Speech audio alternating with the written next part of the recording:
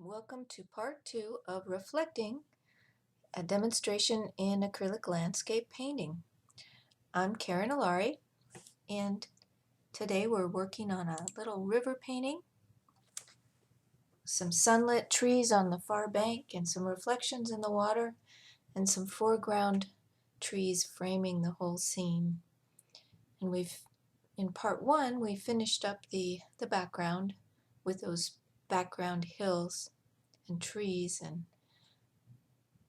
now we're moving into the foreground, or the middle ground actually, not the foreground yet. This river was full of these little islets, I'll call them for lack of a better name, and that's what I'm working on now. Just looking at my reference photo and laying in some shapes. These kind of little islands and elements of a landscape painting. You don't have to slavishly follow your reference photo.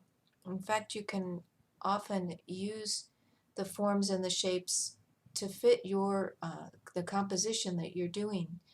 And I'm using some of these tiny ribs of isles of dirt and grass out there to actually create directional shapes that are pointing to my focal point back on the far bank. So that's something that I do a lot in my landscape paintings, and something that you can think about. Don't always feel like you have to exactly match the reference photo, but you can use those elements and sort of reorchestrate them to suit your needs and to suit the composition that you've chosen. And that's what I've done with these little islands, in getting them all kind of to focus and point towards my focal point. I also don't want them to create a barrier into the painting. I want to leave open spots of water so you don't feel as if there's a fence or a barrier between yourself, between the viewer, and entering the painting.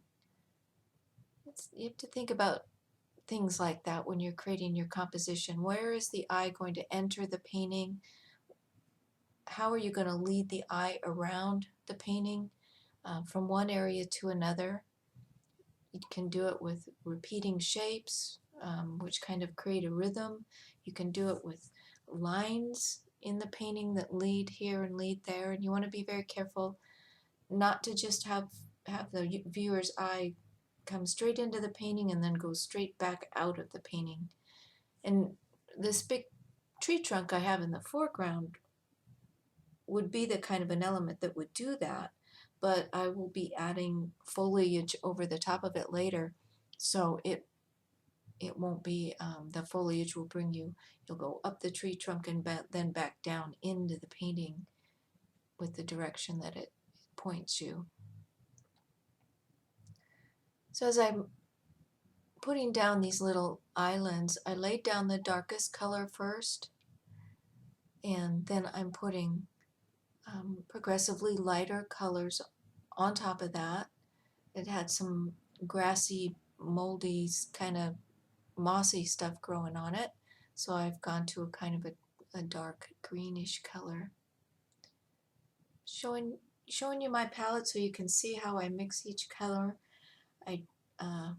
I know that's very helpful in the process of understanding how you get to the color that you're looking for, and looking at the little piles of paint as I make them. You know, I'm asking myself, is it lighter than that? Does it need to be warmer than that? Cooler, redder, yellower? It's just a kind of a trial and error as you go along, and try to find the color that you're looking for, or recreate a color that you already used and you're trying to get back into it. Remember, when you're coming back into a color and trying to recreate that color and it's dry on your painting, remember that the wet paint is going to look lighter. So if you place that wet paint down and it looks exactly the same color, it's going to be too dark once it dries as well. So as you put the wet paint down, it'll be a shade or so lighter than what's there if you're trying to match it exactly.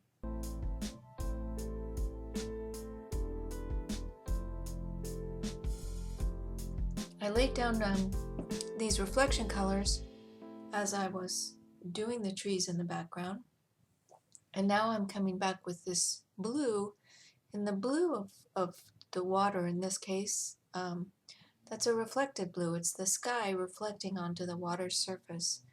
So it kind of defines the surface for you and helps it look like water when you use these horizontal marks across the reflections.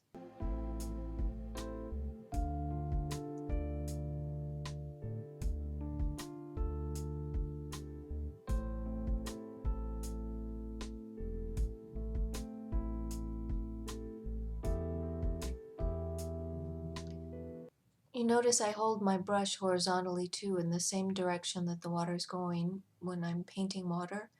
I always do that. Is you complete your brush stroke, you pull your brush along in the same direction that the water is going. If it has little ripples, you can create those ripples with the movement of your brush.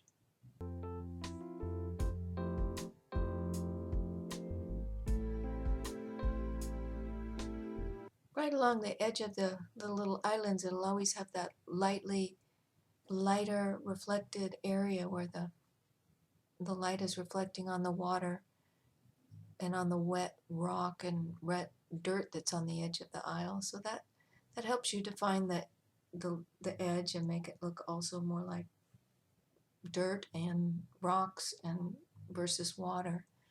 So it'll put that nice light little rim around the edge. Is very helpful.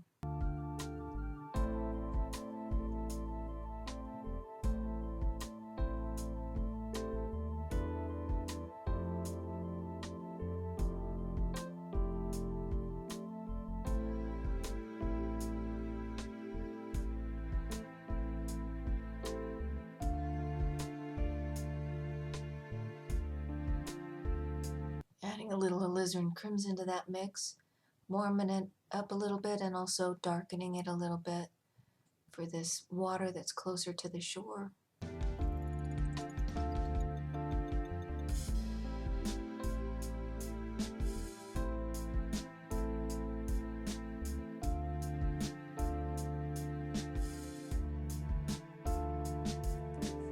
Brushing back into the reflections, the same way we created the reflections by pulling them down, I'm also brushing back up into them to create the uneven tree line, and then coming back in with my blue, and also was using some water to soften those edges. As you create the water surface, you don't really want it to have a lot of texture to it. You want it to be pretty flat on the canvas, because it is a reflection and the water has a flat surface, as opposed to the trees and whatnot in the foreground that will build up with more texture and more bumpiness on the canvas itself. It's a little harder to do that in acrylic paints. The acrylics tend to want to just soften down into the canvas and flatten out. Here I'm using a little bit of water on my brush and scrubbing along to soften up those hard edges in the water, as the water is gonna stay pretty soft edged.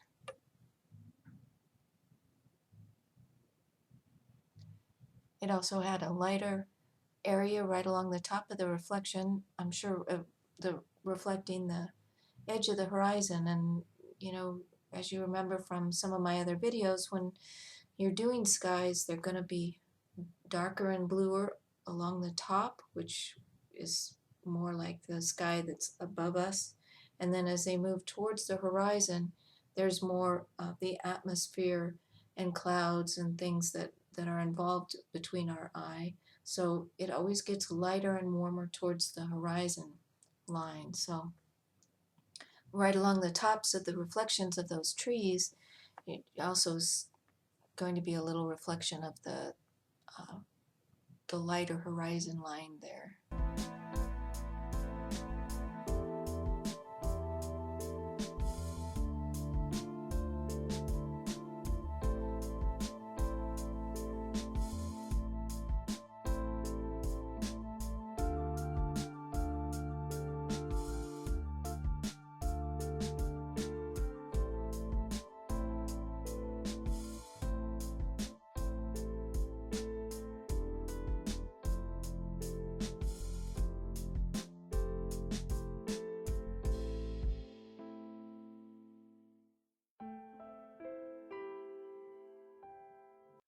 hope you're enjoying the addition of the little bit of music in the videos, just some time to not necessarily have to listen to my voice, but just watch the process of painting.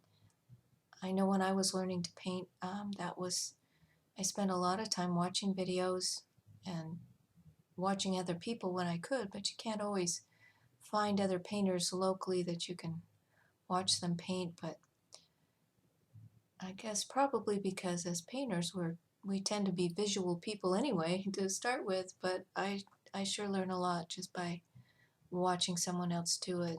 And of course there's so many different techniques. You know, every artist is going to develop their own technique as time goes by. And it's not necessarily something you think about or plan to do. It's just the nature of art itself. It's an expression of who you are. So as you paint, you'll develop your own style and your own methods. And I really think that's the fun part. I think it takes some of the fun out of it to just copy someone else.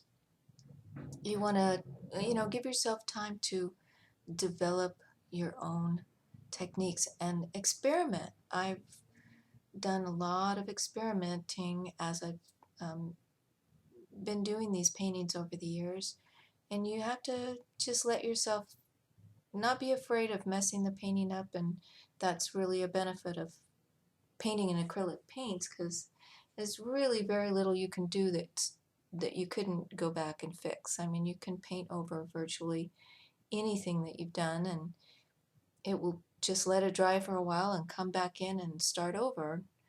And it's a very forgiving medium that way. And for me, that just frees my mind up to not worry about messing it up per se.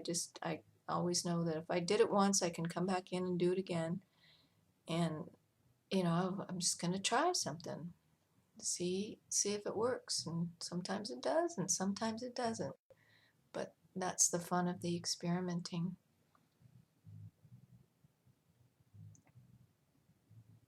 You notice as I'm laying in these lines along the river, even though I had that tree trunk in there, which I'm really just using as a comparison of the dark value to what I'm painting as I go along, but I'm not worried about brushing into it. You want to make sure your strokes that are defining the water are nice and long and don't stop abruptly. You don't want to create a sharp edge around that tree trunk by painting around it per se. We'll just brush right through it as we go, and then I'll come back in later and redefine the tree trunk. You can see how I went progressively smaller with my brushes. I started with a larger round brush, and I've moved to a smaller round brush at this point. I often do that, block in the bigger shapes with the bigger brush, and then when I'm getting down to the detail, I'll constantly be changing out those brushes to find the one that's going to fit the detail that I'm trying to put in there.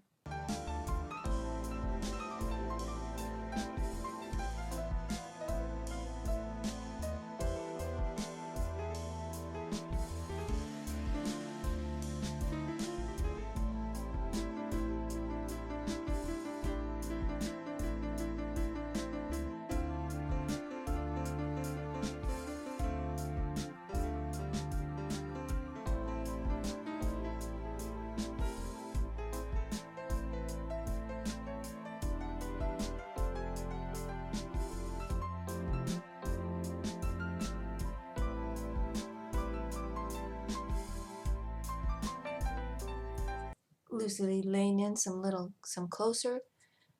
The edge of it's really just the edge of the riverbank down below, and then some of the grasses are growing out into the water. I'm just creating with a grass-like texture with a little flick of my brush.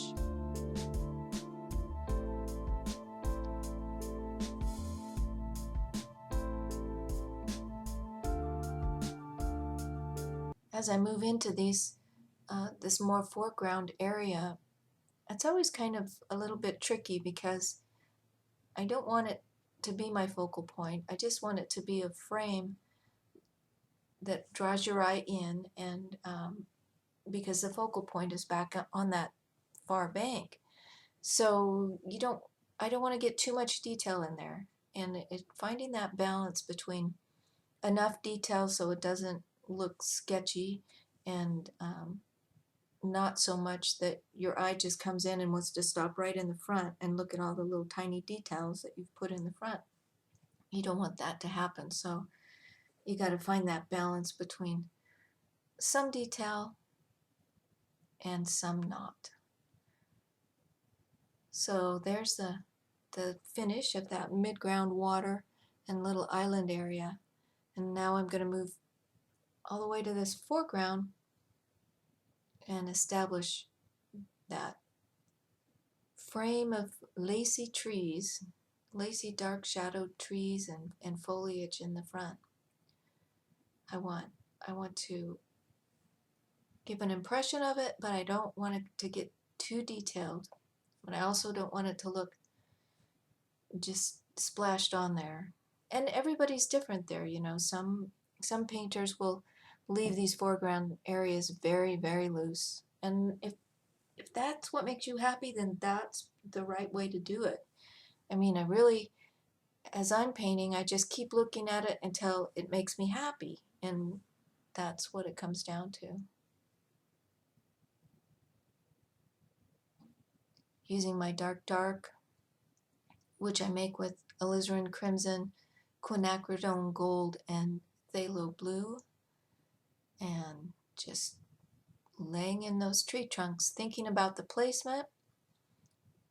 They were actually placed pretty nice on the reference photo too, but you just want to be very careful in doing these kind of things, that you don't make the intervals between the trees the same, and you don't want to make the sizes of the tree the same.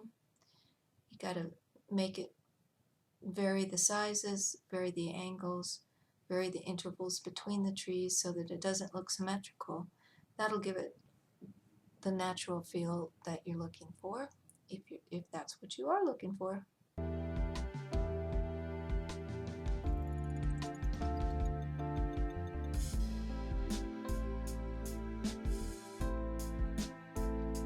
Notice I'm using a small round brush here, and I'm just taking that brush and pulling it upward, rolling the brush a little bit as I go. And there I decided that I had gone too much into the focal area, was going to cover it up too much. So wonderful acrylic paint, you just take a little bit of water and a paper towel and you can just scrub that back out. Of course not if you wait too long, but just taking that same dark color and lightening it up a little bit and bluing it up a little bit to add these upper branches, and to add start adding some trunks and branches up to the top. One thing I've found is that especially when you start having the branches that are up in the sky, which is very light, you really have to lighten up your dark color. Otherwise the contrast is too great between the branches and the light sky, and it really draws your eye. So even if it feels that way in your photo, you'll be happier if you just go ahead and lighten up those branches that go across the light areas, unless you're trying to bring your attention there and that is your focal point. I've switched to my rigger brush. It's a great little long, thin, soft brush, and you can load it up with paint and get a nice sharp edge on it, and then you can lay in these twigs and small branches. The key is to keep your brush very loose in your hand. Make marks that have change in direction as you're pulling the stroke along to make the branches. Branches always have little bends and crooks in them.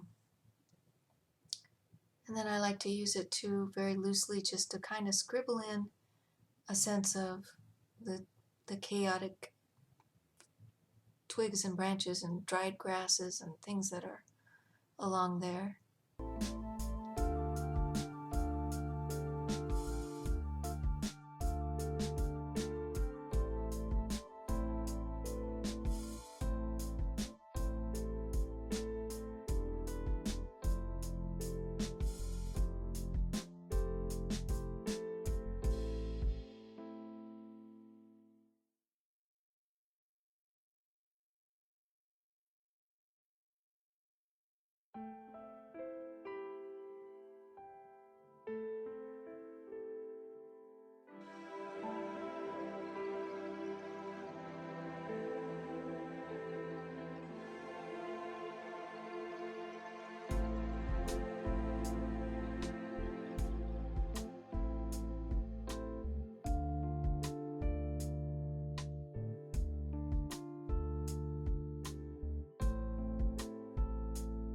In the last part of this video series, in this little painting, we'll finish up the painting, and I always leave a painting for a day or so and I think about it and decide what I need to do to fix it. So we'll go through that process of outlining the things that I want to change in the painting, and then going back in and changing those things, and you'll be able to see what you would have changed, or if you think the changes made a difference, made it better, made it worse. It's pretty subjective, really.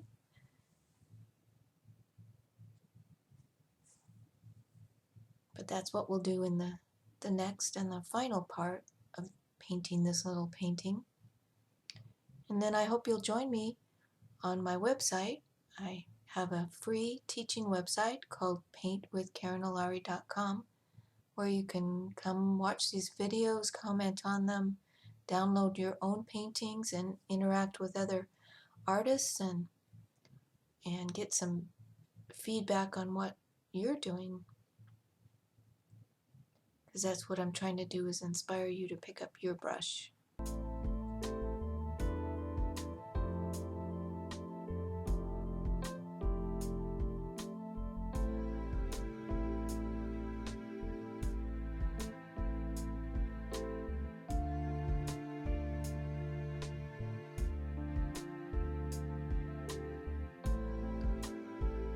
Just going, adding some blues, some different shades of color, but trying to keep them all about the same value, not too dark. Got to keep all these things that are in shadow darker than the things that are in light. So that's the focus, and you can do that by varying your color, varying your hue, but keeping your value very close to one another.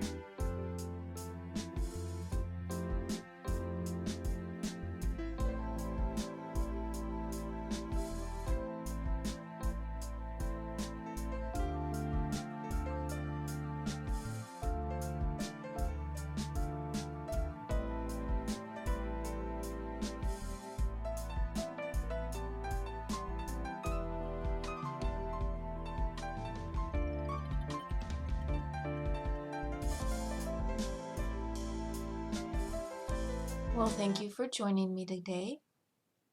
Again, this is Karen Alari, and I'll see you in part 3 of Reflecting, an acrylic painting demo. Thanks for joining me.